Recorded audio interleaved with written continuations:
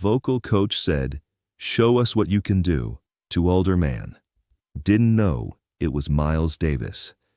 It was September 14th, 1978, at Berklee Music Academy in Boston, and 24-year-old instructor Kevin Marshall was running his weekly advanced jazz improvisation workshop when an unassuming older black man in casual clothes quietly slipped into the back of the classroom. Kevin was in the middle of explaining modal scales to his 6 students when he noticed the latecomer and assumed he was either a lost maintenance worker or perhaps someone's grandfather who had wandered into the wrong room. The man was wearing a simple dark jacket, jeans, and sunglasses despite being indoors, sitting silently in the corner without any instrument case or notebook, nothing that suggested he belonged in an advanced music class. After 20 minutes of Kevin demonstrating proper jazz trumpet technique with increasing confidence, using terms like Davis-style phrasing and the way the masters really played, the older man finally stood up.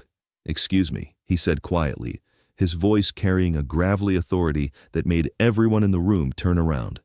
"I think there might be some confusion about what Davis-style phrasing actually sounds like." Kevin, slightly annoyed by the interruption from someone who clearly wasn't enrolled in his class, responded with the kind of patronizing tone that only a young instructor could muster. "Well, sir, I appreciate your interest, but this is an advanced class. If you think you know something about jazz trumpet, why don't you show us what you can do?" What happened next would become legendary among Berklee music students, because the confused old man was Miles Davis himself, and what he was about to demonstrate would humble a cocky young teacher and remind everyone present why some people become legends while others just teach about them. It was September 14th, 1978, and Berklee Music Academy in Boston was buzzing with the kind of intellectual energy that characterized one of the country's most prestigious music schools. The academy, housed in a converted Victorian mansion in the Back Bay area, had built its reputation on producing some of the finest jazz musicians of the modern era. Kevin Marshall, at 24, was one of the academy's youngest instructors, but he had earned his position through a combination of solid musical education, genuine teaching ability, and the kind of confident enthusiasm that made him popular with students. He held a master's degree from Berklee College of Music and had played professionally with several regional jazz ensembles, though none of particular renown. Kevin's Thursday evening advanced jazz improvisation workshop was well regarded among the academy's students. He had a gift for breaking down complex musical concepts into understandable components, and his passion for jazz history was infectious.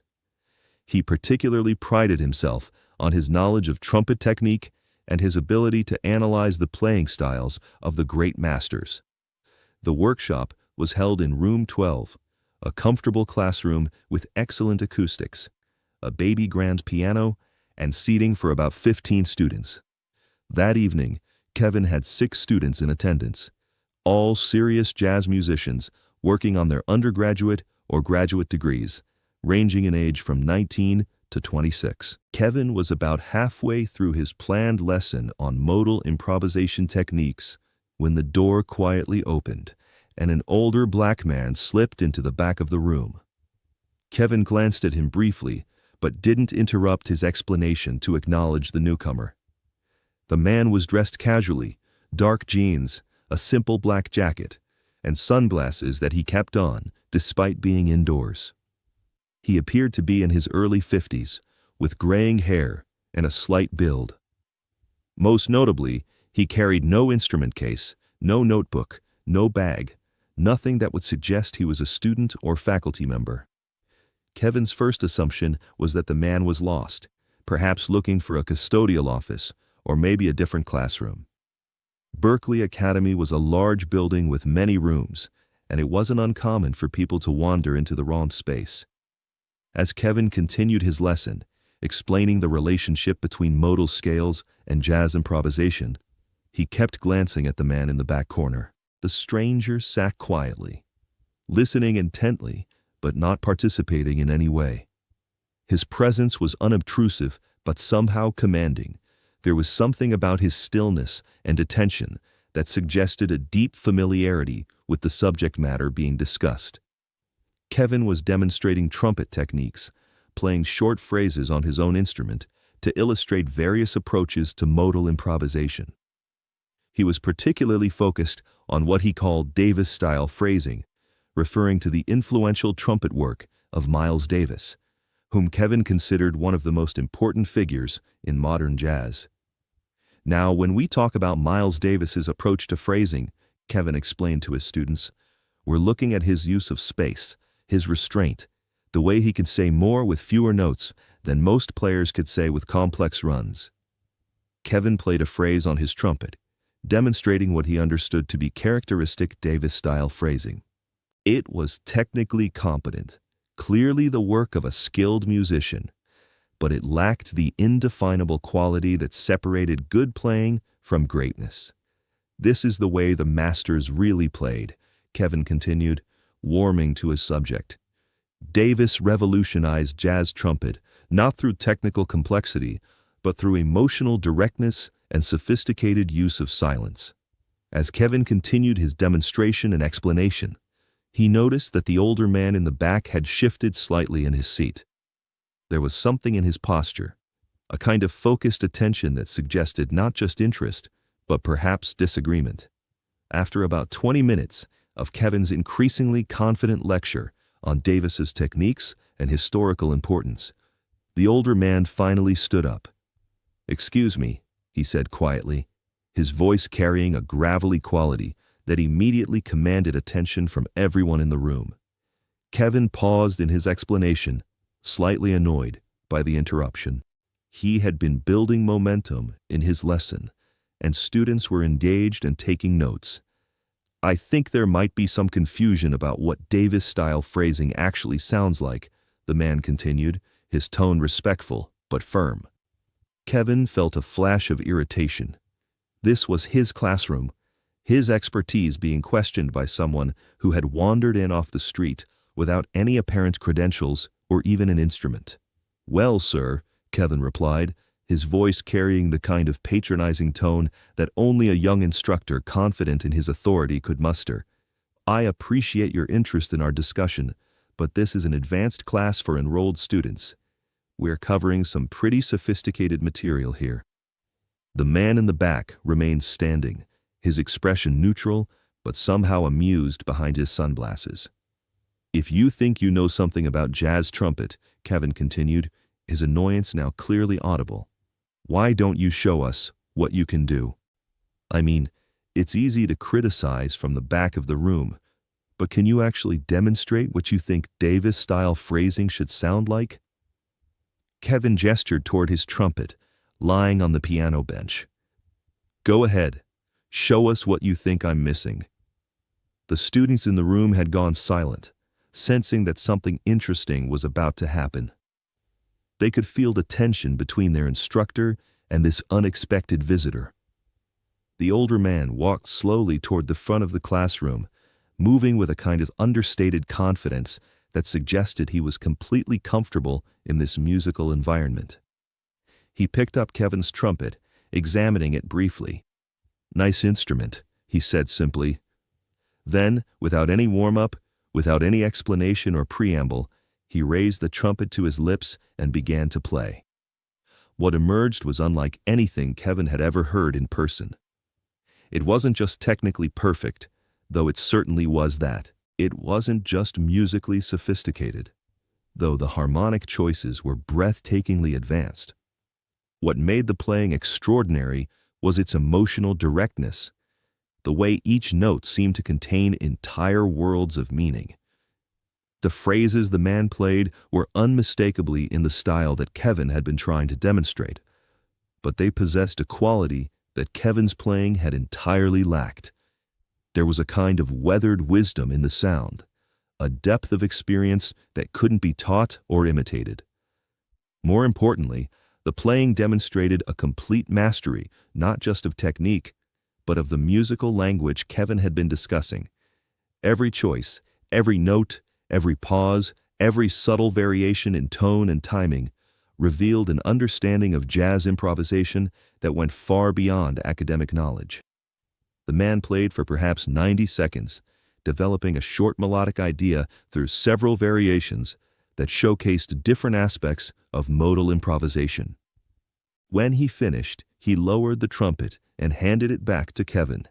"That," he said quietly, "is what Davis-style phrasing actually sounds like." The room was dead silent. Kevin's 6 students were staring at the older man with expressions of awe and disbelief. Kevin himself was struggling to process what he had just heard. The playing had been at a level far beyond anything he could achieve, demonstrating a mastery that typically took decades to develop. "Who are you?" Kevin asked, his voice much smaller than it had been moments before. The man reached into his jacket pocket and pulled out a small card, a backstage pass from a recent concert, with his name clearly visible. "Miles Davis," he said simply. The silence in the room became even more profound. Kevin's students were looking back and forth between their instructor and the man who had just revealed himself to be one of the most important musicians of the 20th century. Kevin felt his face flush with embarrassment as he realized the magnitude of what had just happened. He had been lecturing about Miles Davis's techniques to Miles Davis himself, then had challenged the master to prove his knowledge of his own style. "Mr. Davis," Kevin stammered, "I had no idea. I didn't recognize you. I'm so sorry for—" Miles held up a hand to stop the apology. "No need to be sorry," he said, "but you might want to be more careful about making assumptions, about music and about people." He looked around at the students, who were hanging on every word.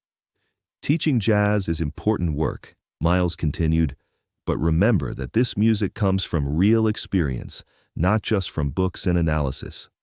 You can study the techniques all you want, but if you don't understand the life that created those techniques, you're missing the most important part." Kevin nodded, still processing the surreal nature of the situation. "I was actually here visiting someone in the administration office," Miles explained.